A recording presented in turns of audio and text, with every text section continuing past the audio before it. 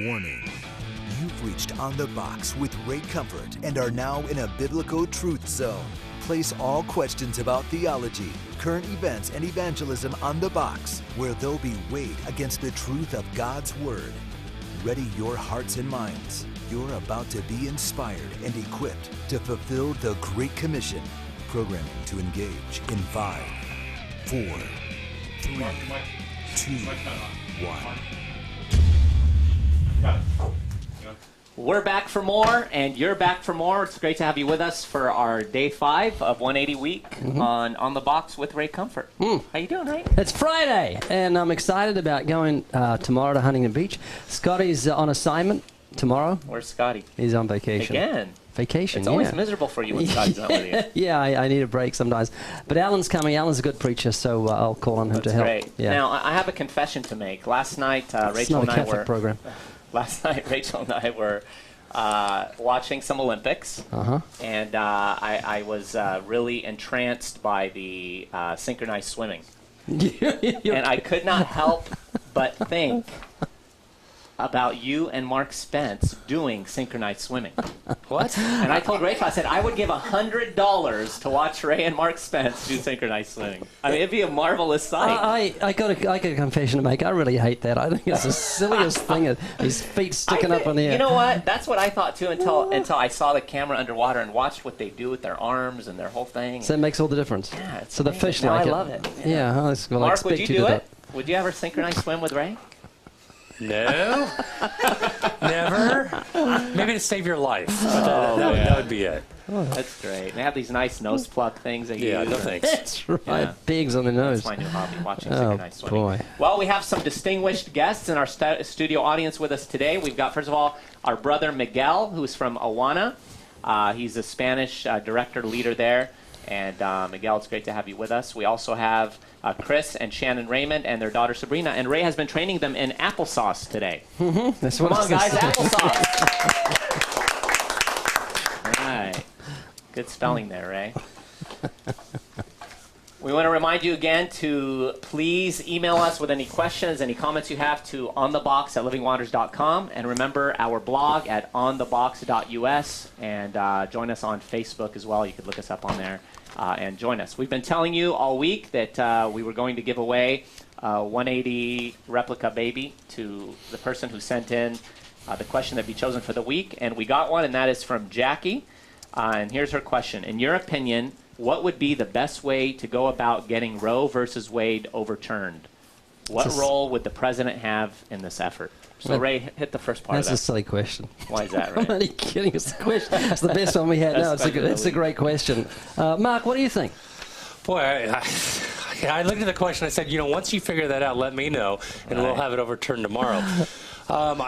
The only thing I could think of is pray and to continue doing what you're doing. And I would imagine what you're doing is all that you can do. I mean, you're throwing the 180 movie out there wherever possible. You blog when you can blog. You comment on posts when you can comment on the posts. And ultimately, you need to go before the Lord and say, God, will you please do whatever it takes? Do whatever it takes to overturn Roe v. Wade. And I remember I took an epidactic speech class over in college, and I did it on Roe v. Wade.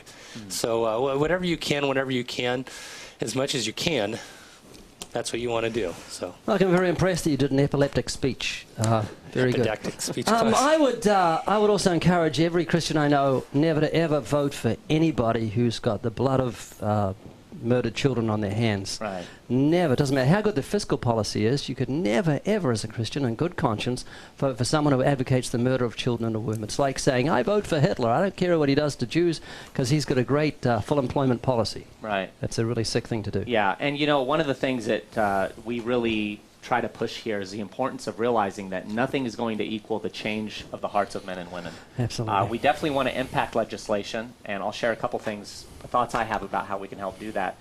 But nothing can equal the impact of the hearts of men and women changing. That's why we want to get the message of 180 out there coupled with the gospel. Absolutely. And so that's really important. But as far as what we can do, you know, there's a lot of great Christian organizations that are at the forefront of trying to change legislation. One of our good friends, Keith Mason, who's with Personhood USA, yes. they're out there doing a great job. I mean, they've been close to changing some state laws regarding abortion. So, you know, you can get behind organizations like that. The Justice Foundation, our friend Alan Parker over there, you know, ACLJ. There's a lot of organizations that are working to do that. Again, electing officials that would be pro-life is another way that you could do that. We here at On the Box cannot endorse any candidates publicly, but we're just letting you know you have the choice to make, so you can go ahead and examine and look at that. But as far as what the president can do, the impact that a president can have, is he does one of the most important things, and that's electing the Supreme Court justices. Right. And they're the ones that end up getting the cases that can change things. I mean, that's how Roe versus Wade got instituted anyway to the Supreme Court. Yeah. So those are some of the things that you can do. But most importantly, get out there and preach the gospel. And again, you know, it's not because it's our tool, but from the feedback we've gotten from multiple Christian leaders, we have 180 as a tool that can help in that change in our country. Yeah, and if you find it difficult, you can get on a soapbox and preach to universities. A few university students, like you could have given, like I have. Speech. If you can't do one-to-one, or you find it difficult to give out tracts, send 180 all over the internet. I mean, never before in the history of humanity have we had a tool like we have in the internet. Free of charge, we can reach millions of people. So you've got the world at your fingertips with your keyboard, and realize the gospel is the power of God to salvation. That the second someone becomes a Christian, the moment they're born again, they instantly become pro-life. Absolutely. Because God's given them a new heart. And that's the way to change the nation. That's right. So in the last few days, we've been talking about not only what we can do to get the word out, but we've been sharing some exciting stories about people whose lives have been changed. We talked about Ron DeCiani's story. He was here actually sharing it. I shared a part of my testimony the other day. And right now we're going to roll a video that's going to show you another story in connection with someone who was slated to be aborted and wasn't, and the impact he's had on the world. I call him my miracle baby. He almost didn't make it into this world. I can remember so many times when I almost lost him. It was so hard. Well, he's all grown up now, and I still worry about his health. You know, with all our family's been through, we have to be tough. Timmy! We're trying to tell our story here. Sorry about that, Mom. You still worry about me, Mom? Well, yeah. You're not nearly as tough as I am. Wow, how great is that? Just wonderful. Yeah, Mark, now you're a football enthusiast, and you know the impact that Tim Tebow has had on the football world. Can you tell us a little bit about that before I read the details of his life story? Well, you know, nothing's new when it comes to Christian athletes in professional sports. You know, at the end of every football game, you're going to see Christians from both sides come together at the 50-yard line and begin to pray. It's happened for years, as long as I've ever seen it. You don't typically see it make the news. So I am actually a bit scratching my head here as to the whole Tebow thing. It's got to be the whole idea of this pose that he does when he goes down and he puts his hand to his head. And God's given him quite the platform. He played for the Denver Broncos last year, and he's no longer playing there. He got kicked off from there, and now he's over, I think he's a Jet now, if I remember correctly, with competing for the quarterback job. I think Mark Sanchez is the starting quarterback over there right now, but he's going to draw in people. So Christianity within sports has always been there. It's not like Hollywood where you're not going to be able to find a job if you come and be outspoken within your Christian faith. But Tim Tebow has been very special, coming and graduating from, I think it was Florida. I'm racking my brain here. It's been a few years since he's played. And now he's over with the Jets, I think. Don't quote me on that. And I think that every opportunity that he's ever had, first and foremost, what he does is he gives credit to God. It's not just the lip service that you're going to see from people. It's not going to be the people saying, hey, first and foremost, I just want to thank God. And then the person goes on to talk about their own promiscuous lifestyle. Tebow's not like that. Yeah. He's very scrutinized. He's a very well-known, outspoken virgin, which is something to be said within his profession there. Right. So, boy, I do give the guy props, and I would like to see him go far. Yeah. It's amazing, I think, because there's also a huge success in his career in terms of, how he's advanced and what's happened with him so quickly. But Ray, you see value in that in terms of Christians being in the public eye that are as long as their outspoken? lives match what their mouth says. I mean, we watched the Olympics recently, and you see them come across the line and go like that, and you just wonder how much that, I prayed and I won, thank you, Right. God, and they're just carrying them. Yeah. But it's great to have works match faith, Yeah. and evident works that they may see your good works and glorify your Father which is in heaven. So I think it's great. Yeah, and I wonder if what I'm about to read has been an element that has fueled Tim Tebow's passion to get the word out there when he realizes what should have become of him and what's become of him. So listen to this story here from Life News. In 1985, the Tebow family with 4 children was living in the Philippines as missionaries. Pam Tebow contracted amoebic dysentery, likely from contaminated drinking water. She fell into a coma and received strong drugs to combat the infection. It turned out she was pregnant with her 5th child. Those drugs caused the placenta to detach from the uterine wall, depriving the fetus, which I prefer to call the child, of oxygen. When it was realized that she was pregnant, doctors stopped the drugs, but said that the high doses of medicine had already damaged the fetus. The doctor believed there was danger to Pam and that the baby would not survive, or if he did, would have very serious problems. Pam refused to have an abortion and asked for God's help. She was in bed rest at a Manila hospital for the final 2 months of the pregnancy. Bob and Pam prayed for a healthy baby, but left that up to God. After Timmy was born, the doctor who delivered him said only a small part of the placenta was attached, but it was just enough to keep your baby nourished. Wow. I mean, you think about that. Yeah, just incredible. Slated for abortion, or rather encouraged that that's the route that the family should take, and they decided not to do it.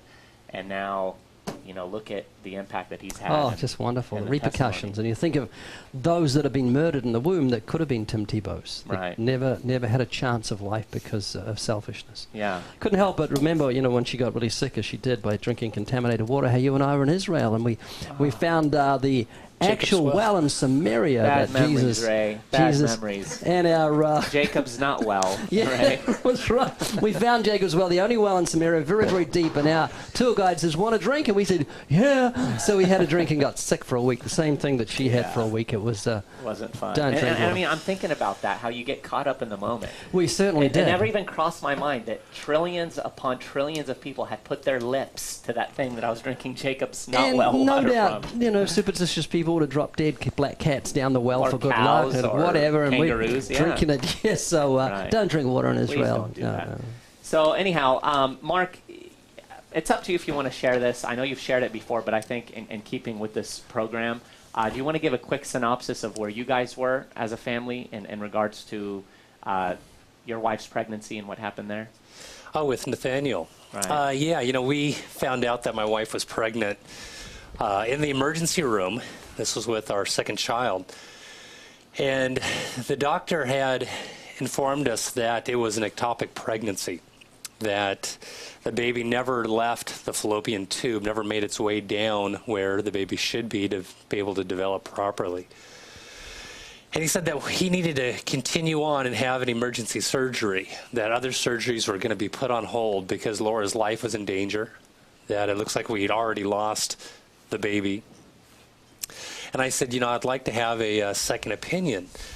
And he said, well, why is that? And I go, I just want to make sure that, not that you know what you're talking about, but I just want to make sure everything's okay here. Because what happens when you go to perform this surgery and the baby is where it needs to be? Will the baby be harmed in any way? I said, you know what?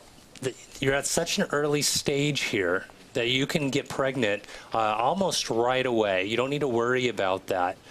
And I said, well, I am worried about that because somebody between us needs to be, and it seems to be you're not. I go, I'd like to get a second opinion. So the second opinion came. The doctor came in and said, it's my understanding as I looked over everything that's going on, it's my professional opinion that it is an ectopic pregnancy and we need to have a surgery right away. Your wife's life very well could be in danger here. And it does look like that we've lost the baby. And I said, okay, well, I'd like to have a third opinion. The doctor said, honestly, we don't have time for this. I go, well, I'd like to pray. So we prayed, and I looked over at my wife, and I said, honey, I just have a peace that these doctors don't know what they're talking about. So the second doctor came back in. I said, I'd really like to have a third opinion. So the third opinion doctor came in and said, You know, it seems to me that it is an ectopic pregnancy, and we need to move forward and have the surgery. And I looked at my wife and I said, honey, I think that these doctors really don't know what they're talking about. And she looked at me. I remember her looking at me like, do you know what you're talking about? Do you know what you're doing here? and I said, honey, I have a peace. You know, Colossians 3:15 says, let the peace of God rule your heart. And I have a peace that these doctors don't know what they're talking about, and that the baby's fine, and that something else is going on.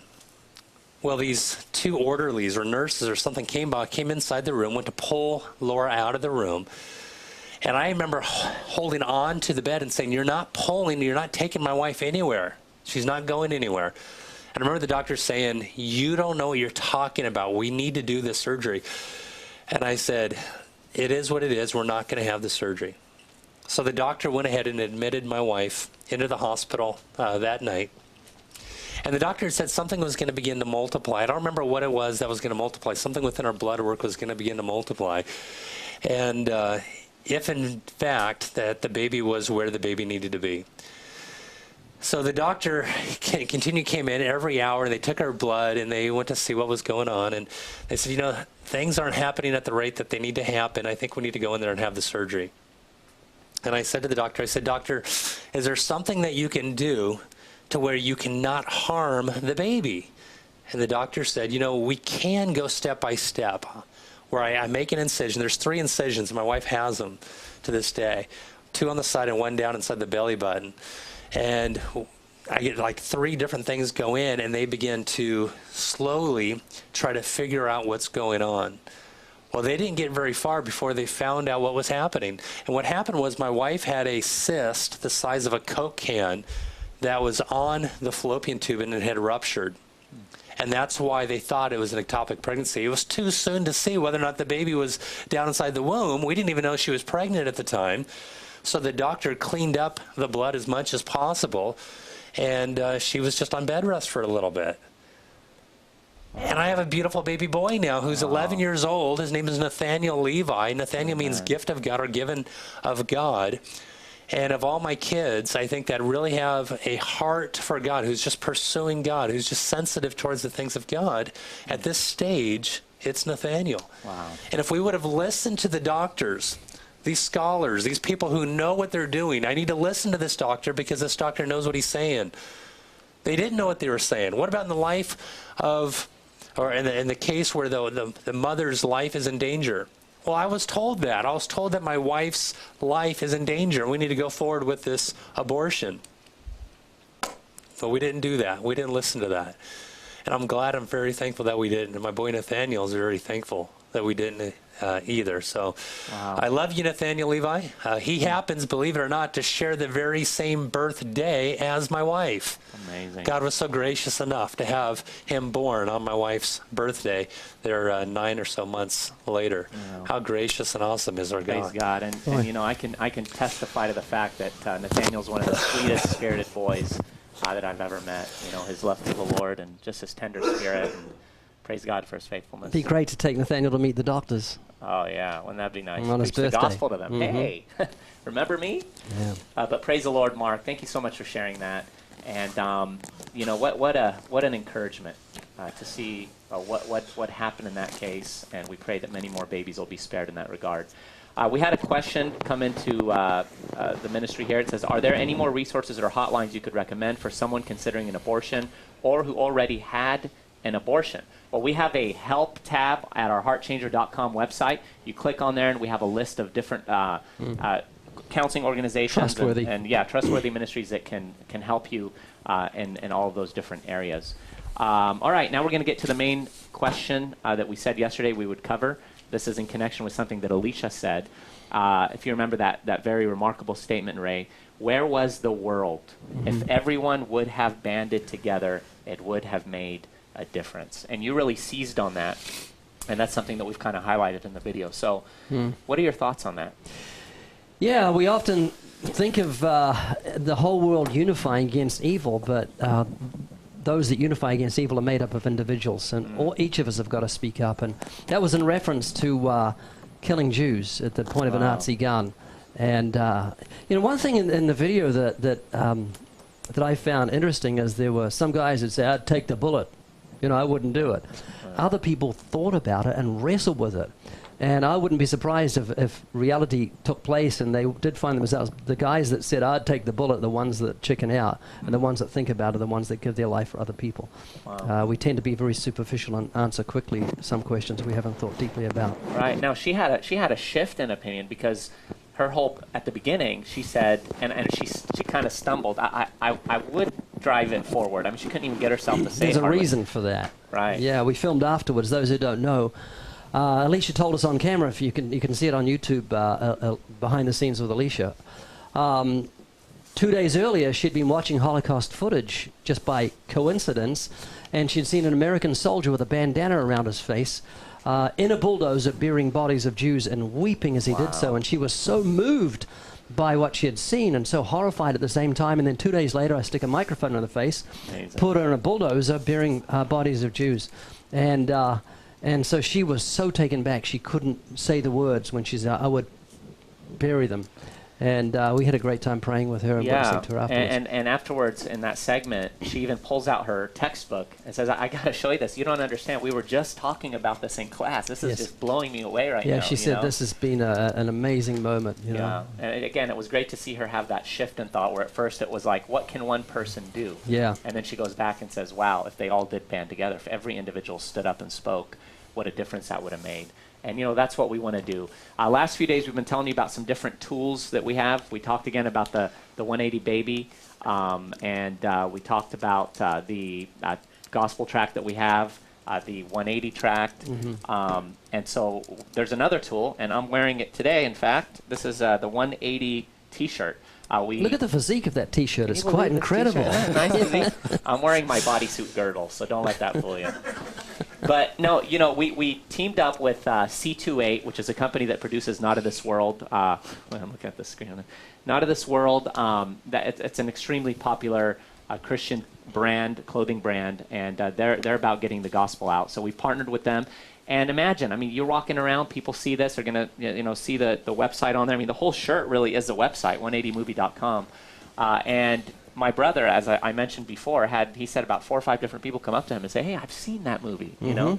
And so this is another tool that you can get. You can order it here through Living Waters and help us to spread the word without even having to say anything. And really. Today's studio audience, someone's wearing one Right, too. we got someone in the studio. Where's yours, Ray? Where's yours, Mark? Huh? I put mine on, but it ripped around the biceps.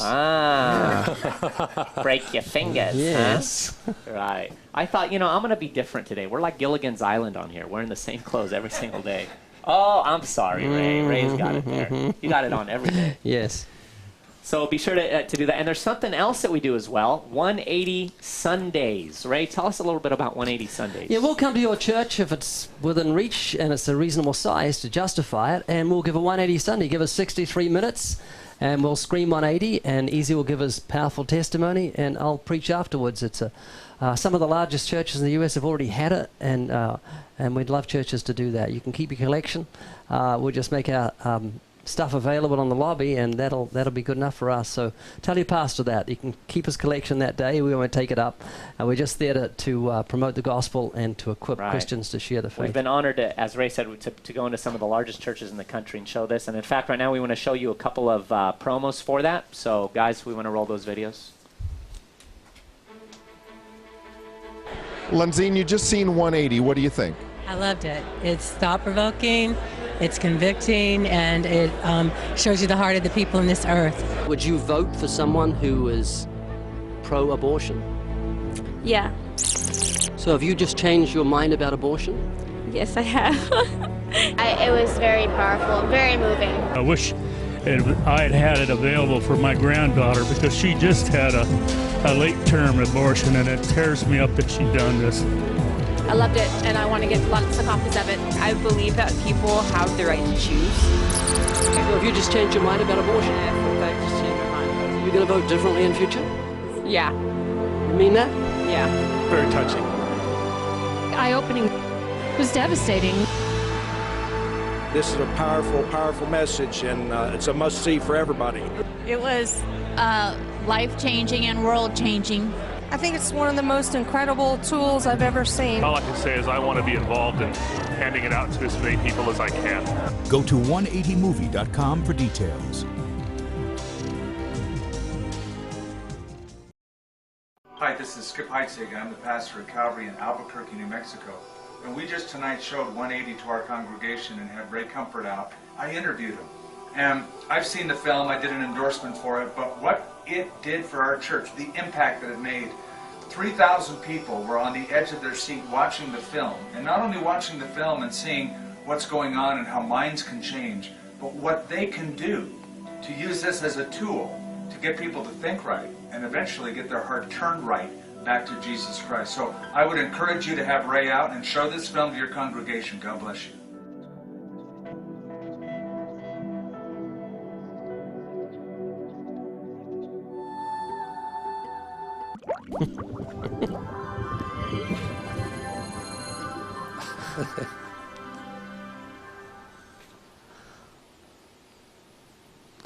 That was an exciting event, wasn't it, Ray? Being over there at Oh, Skip it was Heitzig's wonderful. church? Great food, too. Right. It's all about the food. What was it yesterday? Cereal? Today it's food.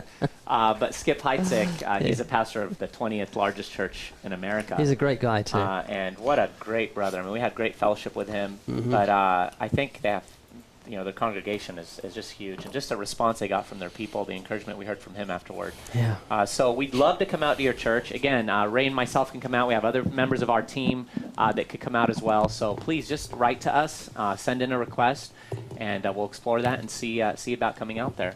And again, continue on. This is the end today of 180 Week, but it's not the end of the push to fight for life and the push to get the gospel out there.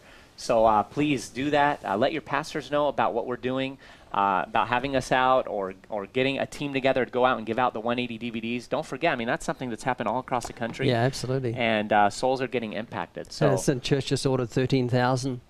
Yeah, just recently. We had another church, too, before that ordered multiple thousands and got them out to their whole community. Yeah, praise the Lord. So please just do that, and may you go out this weekend and be a conduit through which the Lord reaches the lost for His glory. Join us again Monday for On the Box.